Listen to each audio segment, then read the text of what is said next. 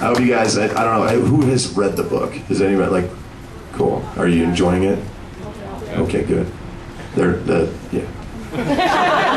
This is my first time, man, so I've never done anything like this, and we actually found out this morning that the book is the #1 music book on Amazon, and #2 in the UK overall for nonfiction books. So that's not bad for a guy who got kicked out of high school. Fuck you. Did anybody have any questions? Do a little Q&A before we get into some. Yes. Is it more therapeutic for you to write the book or to write your music? Is it more therapeutic for me to write a book or to write music? That's a good question. I'd have to say, just because this is so fresh, that it was more therapeutic to do this.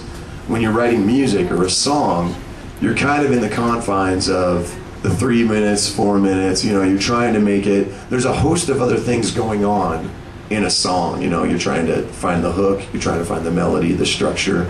So there's definitely a story to be told, but you only get little bits, Whereas with this, I mean, Christ, I would write for 6 hours at a time, I mean, it was just like boom, boom, boom. And it just really just kept coming. And by the time I was done and turned the book in, I was just like, fuck.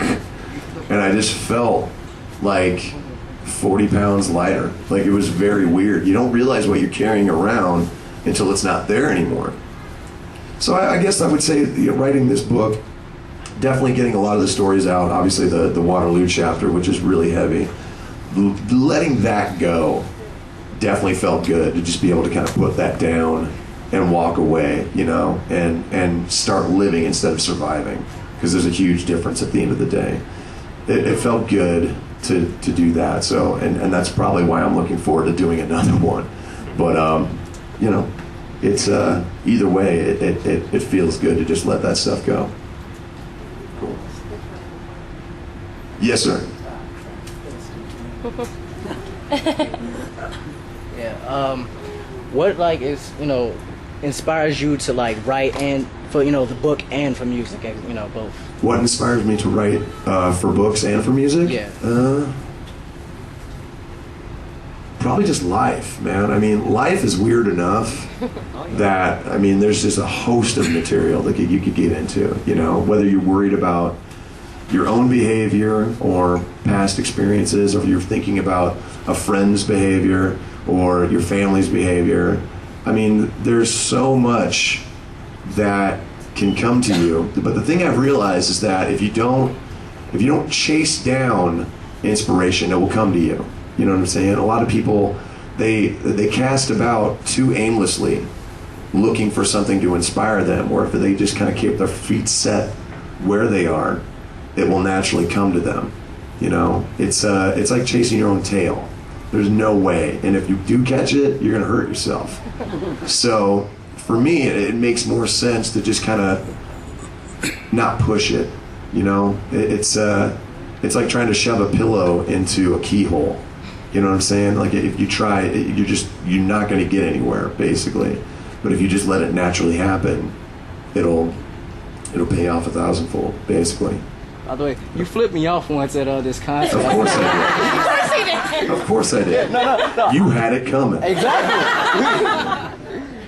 Anybody else? Yes. How do you vocally get ready for concerts, and how do you not lose your voice from screaming much as you do? You're assuming that I don't. It depends on if I'm sick or not. Which honestly, when I'm not sick, it's just really a matter of just finding where your voice is at. I don't do scales. I don't huff steam under a blanket for 45 fucking minutes. I don't drink tea and lemon and paprika, whatever the hell that does for you. I just kind of, I drink a lot of water, as much as I can, and I start just kind of finding the walls, basically. The best thing that you can do vocally is just kind of find out where your voice is at, not only as a singer but as a performer, it's important to know. It's just to instinctively know your body. Basically, know if you're hurting, know if there's something weird. Know, because if you get to know it quickly, you can know when you're starting to get sick, and you can take steps and measures to make yourself better. So I just kind of walk around and sing songs, just whatever comes to mind. ABBA comes to mind a lot for some reason. If you change your mind, take a chance. It's so weird. And it's really not the best song to warm up with, but it just gets stuck in my head. Either that or Air Supply has been jumping in my head a lot. I know, right? 'Cause you're every woman in the world to me. Right? Yeah, slow your roll. I'm not encouraging you to go out and just be like, dude, Air Supply fucking rips. But it's cool, I mean, you just kind of find the walls, When I'm sick, it's a wholly different story, because there's no getting out of it. Unless your voice is gone and there's a big fist sticking out of your neck, there's no way you're getting out of doing the show. I have luckily only had to cancel 4 shows in my life because I'm just exhausted what I could do to make sure that I got on stage. And but there's a couple different things you can do. Obviously, you warm up a little bit, but it's gonna be raw. You're not gonna have the kind of balance that you have, but you just do what you can. What I do is I do a shot of lemon juice and honey. No tea, no hot water or anything like that. It's disgusting. Oh, is he? Okay, well there you go. Yeah. Thanks for giving me a disgusting ichor that to this day tastes like lemon snot, and it does. But there's something about the acidity in the lemon juice and then the honey that coats, but it also kind of settles down the infection and whatnot.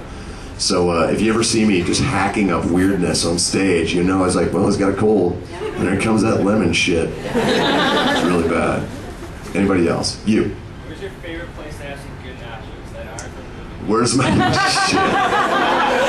Where's my favorite place to have good nachos? Well, it's definitely not any of the movie theaters around here. Jackasses. There's actually a place in Des Moines called Lucky's that has the best chicken nachos I've ever tasted, and I'm talking about chicken nachos. This is your plate. This is Mount Fuji, basically. This is your tip, all right? It is ridiculous and dangerous and gastrointestinal, and I can't get enough of them. I've actually had to wean myself off of them because, I leave there just going, oh, fuck me. It's so brutal, but they're definitely, so if you're ever in Des Moines, find Lucky's. It's delicious. It's the best, and it's awesome. So, good question. You. Yes.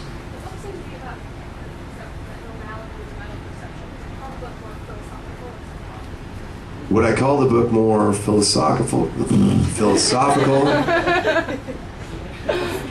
Toy boat. Would I call the book more philosophical or psychological?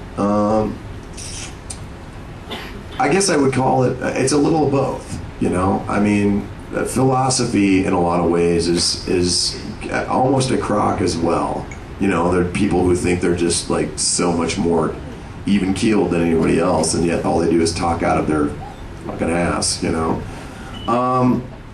like to look at it as it's more common sense, I mean, there's certain things that we feel bad about, especially in this country, that there's really no reason that we should, If you're a good person and you help people and you're not hurting anyone, why the hell should you carry around a bunch of bricks of guilt because of emotion? It's horse shit. It's another way for them to control you, and this is just me trying